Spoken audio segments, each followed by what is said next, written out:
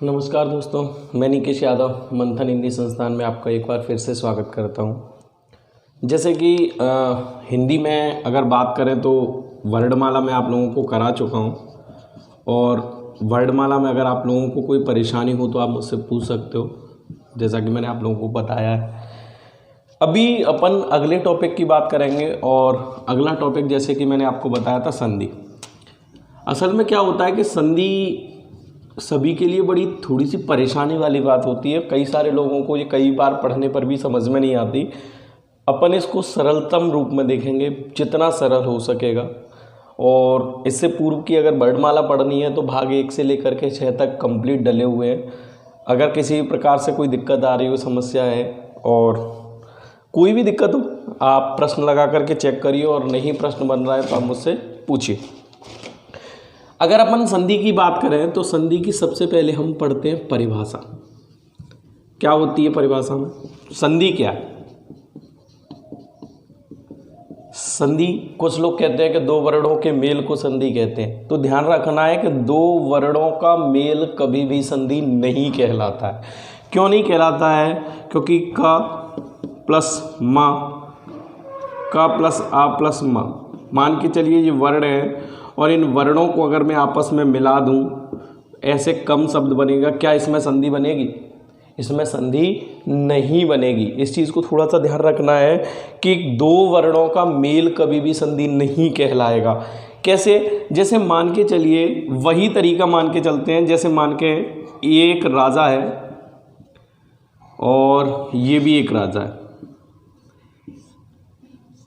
और इस राजा ने इस पर क्या किया? आक्रमण किया। इसको क्या है? बंदी बना लिया। अब भाई बंदी बना लिया, और इसने इसको बंदी बनाने के बाद छोड़ दिया। अब भाई जब छोड़ दिया तो कोई परिवर्तन हुआ क्या? नहीं हुआ भाई, कोई चेंजेस ही नहीं हुआ। फिर बंदी क्यों बनाया था? तो बंदी बनाया है तो इसके लिए क्या है? कुछ शर्तें रखता है। क्या करता है? कुछ शर्तें रखता है कि भाई एक काम करना, तू मुझे आधा राज्य दे देना, अपना पूरा राज्य दे देना, मैं तुझे जिंदा छोड़ दूंगा।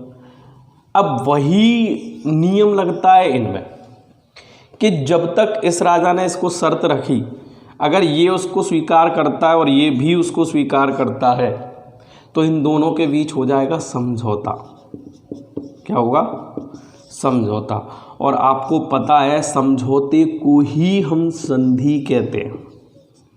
समझौता ही क्या कहलाता है? समझौते को ही संधि कहते हैं। जैसे आप अगर इतिहास में जाएं, तो इतिहास की मुझे ज़्यादा जानकारी नहीं है, लेकिन इतिहास में बताते हैं कि एक पुरंदर की संधि हुई थी जो मराठाओं और मुग़लों के बीच थी, जो कि पुरंदर के किले के अंदर हुई थी, जिसमें मराठाओं को घेर लिया था, और मराठाओं ने अपने कुछ किले मुग़लों को देने पड़े थे, और वो पुरंदर में हुई थी। इसीलिए उसको असल में वो क्या हुआ था?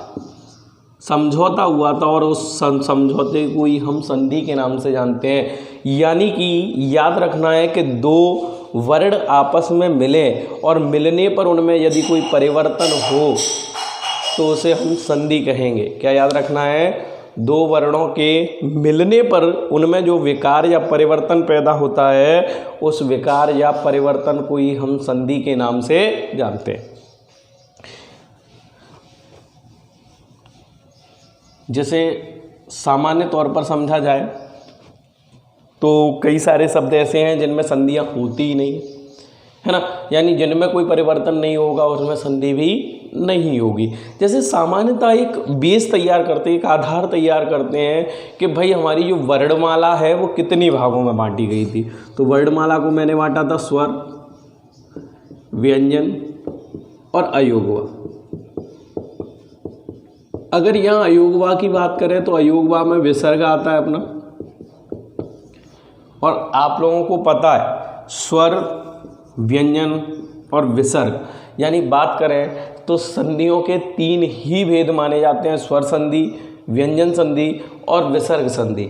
स्वर संधि की बात करें तो स्वर संधि क्या होती है कि आ से लेकर के औ तक,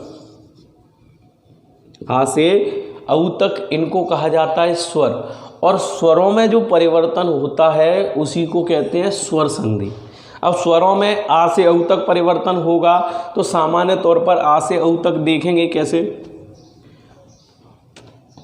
जैसे स्वर संधि की अगर अपन बात करें तो स्वर संधि में भेद माने जाते हैं 5।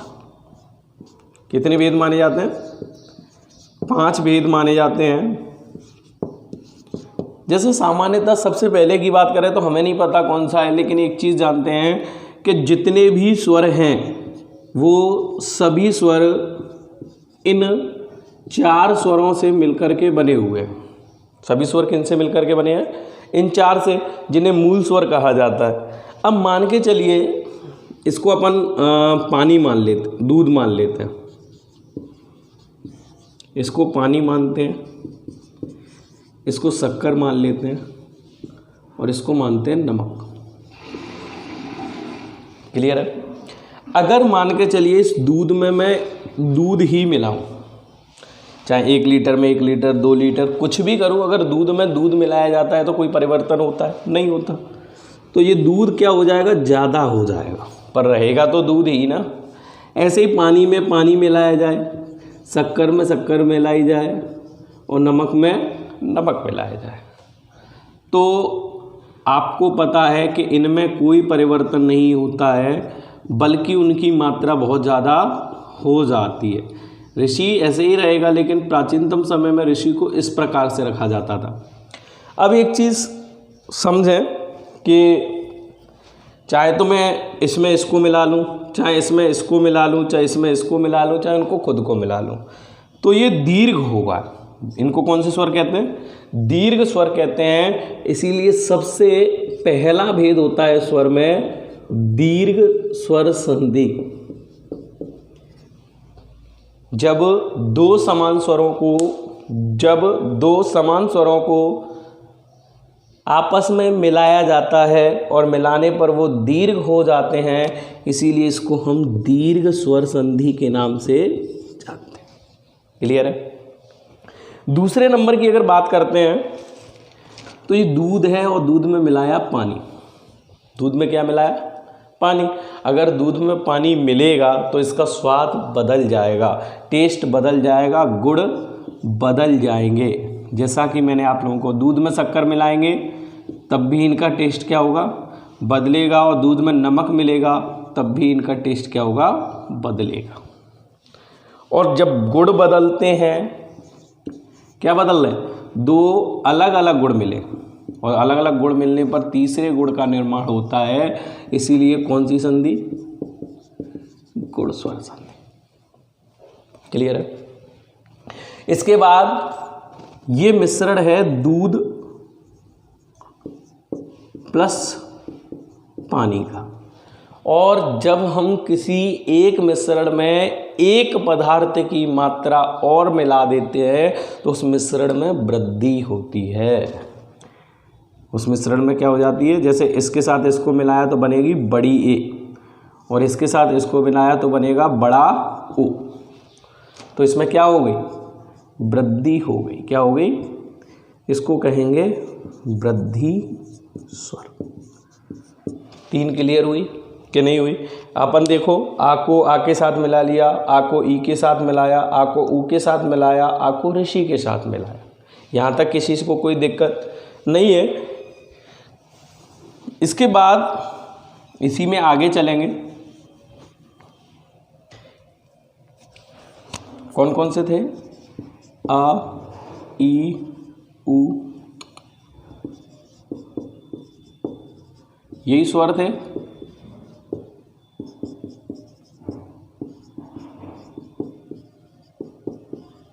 यहाँ तक कोई दिक्कत नहीं है। अभी अपन ने आ को जब किस सबके साथ मिलाया तो आ तो मिल गया, और मिल गया तो इसकी कोई ज़रूरत नहीं है। अब मिलाएंगे अपन ई को। ई के बाद, चाहे तो छोड़ी के बाद चाहे बड़ी के बाद, कोई भी दूसरा स्वर आए, कोई दूसरे स्वर से मतलब क्या होता है? इस छोटी ई बड़ी ई को छोड़ करके। तो अपने अर्ध स्वर माने थे या और व, य, र, ल और व, 4 अर्ध स्वर माने थे, तो इसकी जगह पर हो जाएगा य। क्लियर है? इसके बाद ई के बाद ऐसे ही मिलाया है, वैसे ही ऊ के बाद अपन मिलाएंगे छोटे ऊ या फिर बड़े ऊ के बाद। कोई भी भिन्न स्वर आए, यानी कि छोटे ऊ या बड़े ऊ को छोड़ करके, ये नहीं आने चाहिए, तो इसकी जगह पे हो जाएगा वाह। इसकी जगह पे क्या हो जाएगा? वाह हो जाएगा। और इसके बाद अगर बात करते हैं तो ऋषि के बाद कोई भिन्न स्वर आए, ऋषि के बाद कोई क्या है? और ऋषि के बाद कोई भिन्न स्वर आए, ऋषि के बाद भिन्न स्वर का मतलब क्या होता है? रे को छोड़ करके, तो ये रे कायम बदल जाएगा, आधे राम में बदल जाएगा। कायम बदलेगा, आधे राम। अब आपने एक सिस्टम देखा होगा हिंदू मैरिज में, शादियों विवाहों में, आप लोग लोकल भाषा में गांव में जाते हो या स्टेज प्रोग्राम का देखते हो, तो स्टेज प्रोग्राम में एक नियम देखना आप लोग, बड़ी ज़बरदस्त तरीके में होता है कि अगर हम हिंदू विवाह में जा रहे हैं और स्टेज प्रोग्राम लड़की वालों के यहाँ है, तो लड़की वालों के यहाँ एक सिस्टम चलता है कि भाई फ़ोटो पहले लड़की वाले के जाएंगे, मतलब जिसके जहाँ प्रोग्राम होता है पहले उनके जा, और फिर जैसे ही दूसरे वाले का नंबर आता है वैसे ही फेरे का समय हो जाता है, यानी कि वो लोग सब फ़ोटो खिंचवा ही नहीं पाते। तो यही सिस्टम चलता है, पहले एक एक करके चल रहे थे, अब इनके बाद एक एक के बाद आएगा डबल का। जैसे छोटी ए या फिर बड़ी ए के बाद कोई भिन्न स्वर आए, वही ए और आई को छोड़ करके, तो ये ए बदलता है आ और ई में, और ये बदलेगा आ और ए में। इसको तोड़ेंगे आ और ई, और आ, ई की जगह क्या होता है? यह होता है, और यहाँ आ, छोटा छोटा बड़ा होता है, और ई की जगह या, यानी ई आई में बदलता है, आई आय में बदलता है। इस चीज़ को ध्यान रखना है। इसके बाद देखेंगे अपन ओ या फिर औ के बाद, ओ या फिर औ के बाद क्या हो? कोई भी भिन्न स्वर आए, मतलब ओ और औ को छोड़ करके, तो ओ बदलता है आ और ऊ में, ये बदलेगा आ और ऊ में। यहाँ इसको अगर तोड़ा जाए तो आ और ऊ, छोटा छोटा क्या बनेगा? बड़ा, और ऊ की जगह क्या बनेगा? वाह। ऊ की जगह क्या बनेगा? वाह, और यहाँ अब और आ। और इस तरीके से आपने देखा होगा ये संधि कैसे शुरू हो रही है? आय से। पहले वाली संधि या से शुरू हो रही है तो यड़ स्वर संधि, बाद वाली आय से शुरू हो रही है, इसीलिए इसको आय आदि, आय और आदि। ये स्वर संधि के अपने 5 भेद होते हैं। इसके बाद अपन आगे पढ़ेंगे। सबसे पहली डेफिनेशन पढ़ते हैं स्वर संधि, और स्वर संधि में सबसे पहले पढ़ेंगे दीर्घ स्वर संधि।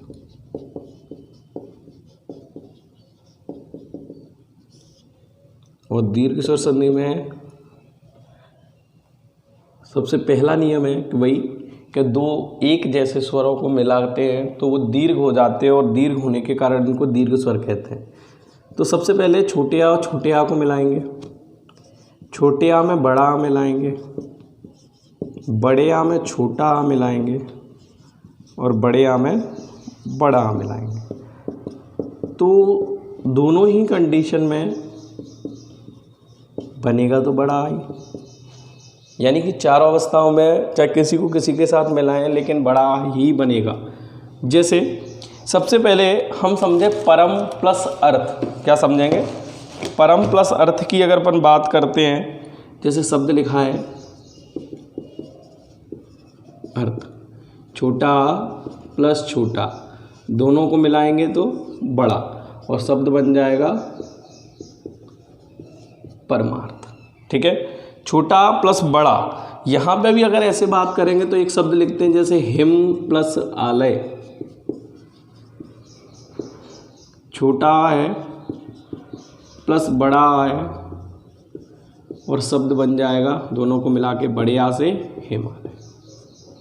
ठीक है, बड़े आ के बाद अगर छोटा आता है, जैसे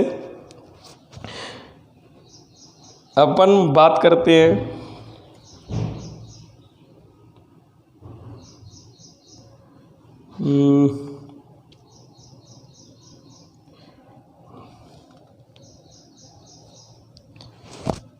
ऐसे मान सकते हैं रेखा प्लस अंश, तो इसका बन जाएगा रेखांश, क्योंकि यहाँ छोटा और यहाँ बड़ा।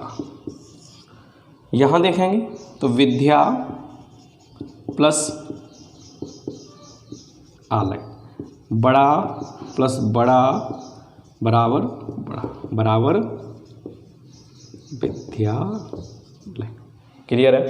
यहाँ तक किसी को कोई दिक्कत? ये अपनी दीर्घ स्वर संधि का पहला नियम हो चुका है। ऐसे ही दीर्घ का अपन दूसरा नियम समझेंगे, फिर मैं इसके सारे प्रश्नों को आप लोगों को लगवा के दिखाऊंगा कि किस तरीके से लगाते हैं। छोटे आ का नियम इस तरीके से काम करेंगे।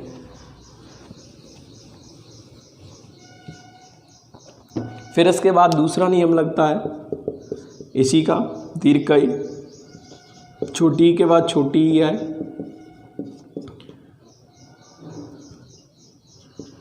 तब भी बड़ी, छोटी के बाद बड़ी ही आए, तब भी बड़ी, बड़ी के बाद छोटी ही आए, तब भी बड़ी, बड़ी के बाद बड़ी ही आए, तब भी बड़ी।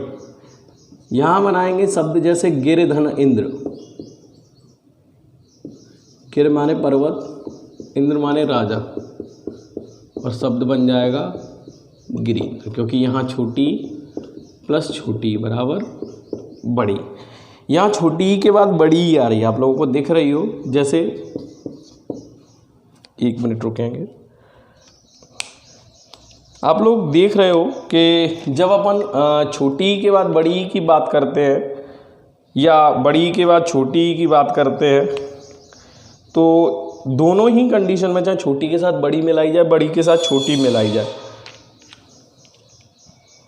पर बनेंगी वही। इस चीज़ को थोड़ा सा ध्यान में रखना है ना। जैसे गिर प्लस ईस, तो बन जाएगा गिरीश, क्योंकि यहाँ छोटी है और यहाँ बड़ी। यहाँ देखेंगे मही, मही बोलते हैं पृथ्वी को, अपन काय को बोलते हैं?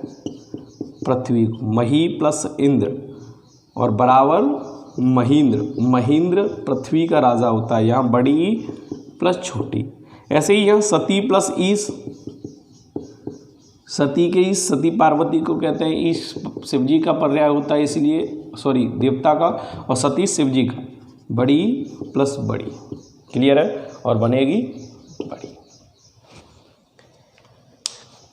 इसके बाद इसी का तीसरा नियम,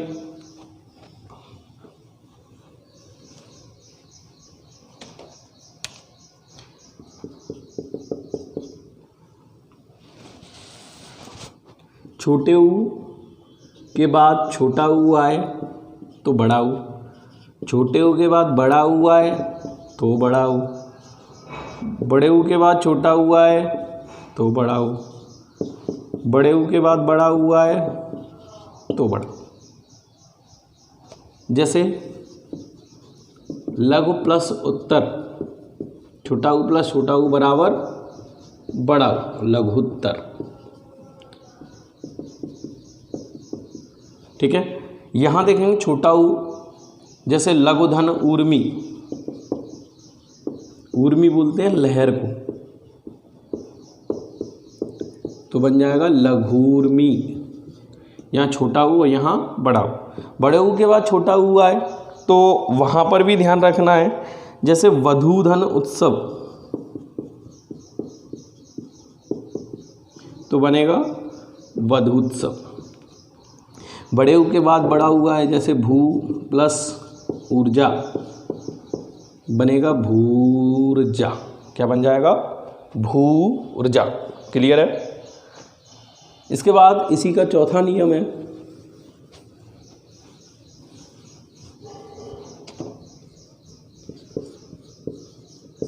ऋषि के बाद अगर ऋषि आए तब भी ऋषि बनता है, कभी कभी ऐसे भी बनता है, जैसे मातृधन ऋण, तो एक ऋषि इसमें से टूट जाएगा और एक ऋषि ये रहा, और दोनों ऋषि मिलकर के बन जाएंगे, या तो यही रहेगा और नहीं कभी कभी बड़ा दे देता है तो बड़े का भी ध्यान रखना है, जैसे या फिर,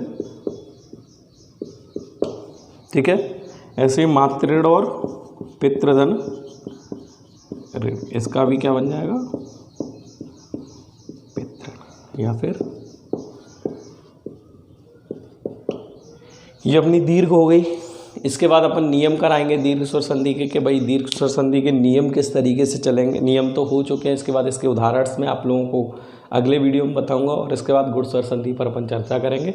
तब तक आप अपने चैनल को सब्सक्राइब करें एंड शेयर करें, है ना दोस्तों।